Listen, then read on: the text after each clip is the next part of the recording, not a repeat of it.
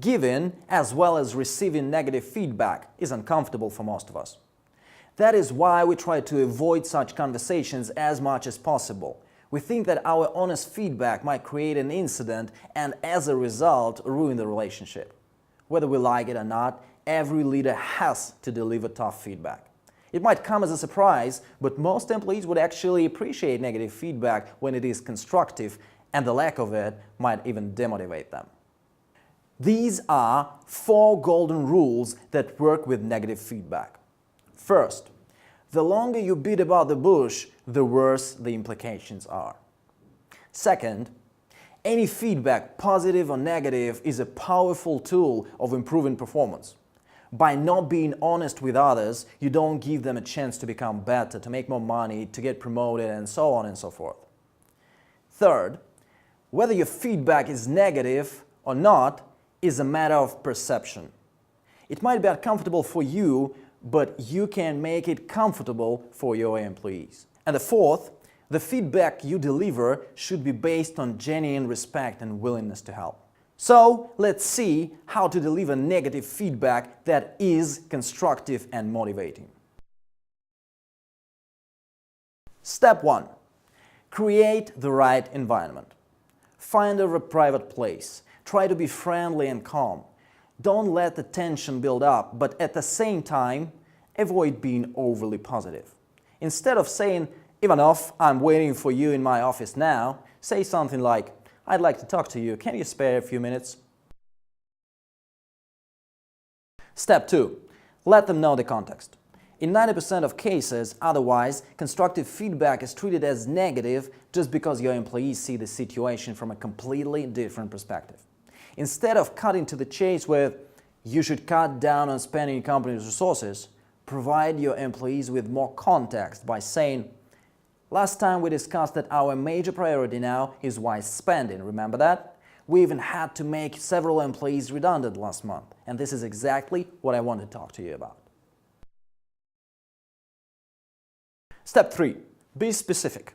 You say something like, "Your team is spending too much and it, in its turn, undermines the work of the whole department," which might be true, but it is too generic and doesn't tell an employee what exactly they did wrong.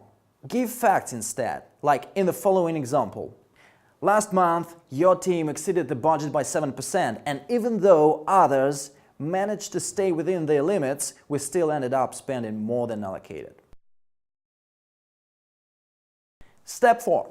Bring up the implications. For instance, unfortunately, the whole team might not get their quarterly bonus. Step 5. Invite your employee to engage. Channel your conversation into what can be done instead of who's to blame direction. If you ask your employee, "Why did it happen like this?" they will come up with at least 15 different excuses.